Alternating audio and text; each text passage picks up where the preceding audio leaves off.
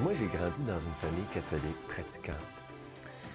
Et puis, c'était une famille heureuse, ça allait bien. Pendant mon enfance, je me suis quand même posé beaucoup de questions sur le sens de la vie, à quoi ça mène, pourquoi est-ce qu'on existe.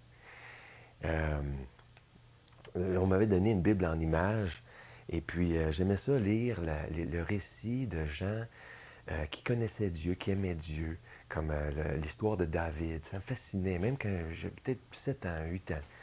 Et puis, certainement que mes parents m'ont influencé dans cette recherche spirituelle parce qu'eux autres aussi cherchaient beaucoup.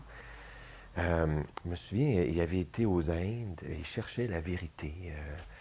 Il avait été en Israël, un voyage, il faisait du yoga, du mysticisme, et puis même à l'âge de 16 ans, mes parents et moi, on a commencé à faire de la méditation transcendantale. Euh, on en a fait ensemble, on a commencé, et puis eux autres ont arrêté à peu près un an après avoir commencé. Moi, j'ai continué pendant 5 ans. Et puis, je suis allé à des fins de semaine de ressourcement là-bas aussi, des retraites de perfectionnement. Je méditais soir et matin. Je cherchais. Et puis, pendant ce temps-là, mes parents, eux autres, étaient retournés à l'Église catholique plus assidûment. Et puis, il y avait un mouvement de ressourcement. C'est comme ça que ça s'appelait. Et puis, ils faisaient des fins de semaine. Et puis, vers l'âge de 18-19 ans, ils m'ont invité à aller à une de ces fins de semaine-là. Et puis, ça a été important pour moi. Contrairement à ce que j'en étais arrivé à croire avec la méditation transcendantale, en allant à ces fins de semaine-là, je me suis dit, là, j'ai réalisé que Dieu existait. C'était pas juste un concept, une idée, mais une personne, et que cette personne-là m'aimait. Et c'est suite à ça que je me suis intéressé plus au christianisme, à Jésus-Christ, à vouloir le connaître davantage. Et à ce moment-là, j'ai été, pas longtemps après, dans un camp. J'étais sauveteur aquatique, j'étais dans un camp chrétien, dirigé par des chrétiens évangéliques, et puis c'est la première fois que j'ai entendu parler plus clairement des vérités de la bonne nouvelle du salut en Jésus-Christ. À ce moment-là, je faisais des études en psychologie à l'université McGill, et puis j'avais beaucoup de doutes aussi. Je me demandais, est-ce que Dieu, c'était pas le fruit de notre imagination? Peut-être, hein, parce que de tout temps, les gens se sont fait des dieux.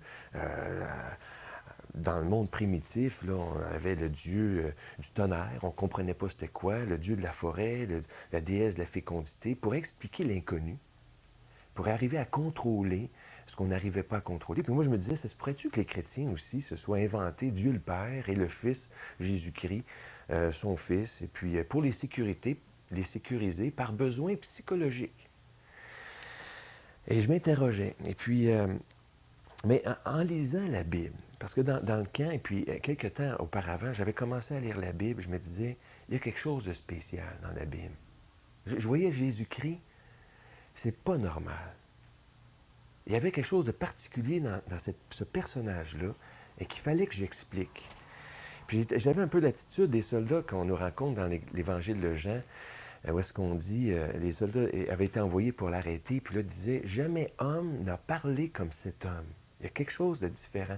Je me disais, si Dieu n'existait pas, il aurait fallu qu'il soit comme Jésus. Aussi bon, pur, parfait comme lui. Et là, j'en arrivais à douter de mes doutes. Puis là, je me disais, peut-être que justement Dieu existe et que le fait que tout le monde cherche à se créer un Dieu, c'est parce que Dieu qui nous a fait avec le besoin de le connaître, lui, de le chercher, de le trouver. Peut-être que justement, c'était la preuve, une preuve que Dieu existe. Dans mon cheminement, j'en étais arrivé aussi à comprendre que j'étais pas parfait, j'étais pécheur. J'étais aussi incapable d'être parfait comme Dieu était parfait et de m'approcher de lui. J'avais aussi bien compris, hein, à ce moment-là, je faisais la méditation, mais j'allais à la messe aussi à tous les jours. Un été, là, je me levais, je commençais la journée en allant à la messe. J'avais peut-être 18 ans, 19 ans, j'allais à la messe. Et puis, on dit, hein, euh, euh, euh, voici l'agneau de Dieu qui ôte le péché du monde. J'avais compris ça, que Jésus était censé être notre sauveur, le sauveur du monde. Mais il y avait peut-être le dernier point là, dans ma conversion, c'était un obstacle logique. Je me disais, Oui, je suis pécheur, j'ai manqué souvent dans ma vie, dans ma conduite envers Dieu, mais c'est moi qui l'ai fait. C'est moi qui s'est mis dans ces problèmes-là. C'était à moi à réparer mes gaffes, à changer de vie, à ramasser mes pots cassés. C'était pas à Jésus à le faire. C'était pas de sa faute, lui. C'était de ma faute. C'était à moi de me sauver moi-même, pas à lui. C'est pas juste. Et puis, je soulevais cette objection-là au camp, justement, puis la personne qui me parlait me racontait, écoute, toi, tu es sauveteur aquatique, mais supposons que tu es sur le lac, tu nages.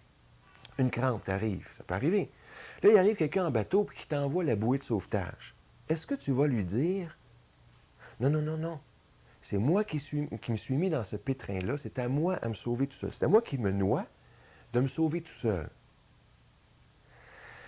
C'était évident. Il fallait que je saisisse cette bouée-là et dire simplement merci. Et là, je me suis dit, si Dieu, dans sa sagesse, avait décidé de me sauver par le moyen de Jésus-Christ, qui étais-je pour argumenter contre ça? De toute façon, je n'étais pas capable de me sauver moi-même par mes propres forces. Et lui, c'est vrai, il n'était pas obligé, c'était pas juste qu'il le fasse, mais s'il voulait le faire par amour pour moi, c'est merveilleux. Et c'est plus tard, un peu dans la journée, que j'en suis venu à prendre cette décision-là. J'ai prié pour donner ma vie au Seigneur Jésus-Christ et accepter le cadeau du salut qui est payé pour mes péchés. À ce moment-là, à ce moment précis, il n'y a pas eu de feu d'artifice, d'expérience mystique particulière, rien de spécial. Seulement une paix. La paix profonde de me savoir parfaitement réconcilié avec Dieu. Le Dieu de l'univers n'avait rien à me reprocher parce que tous mes manquements, tous mes péchés avaient été payés par Jésus-Christ par amour pour nous.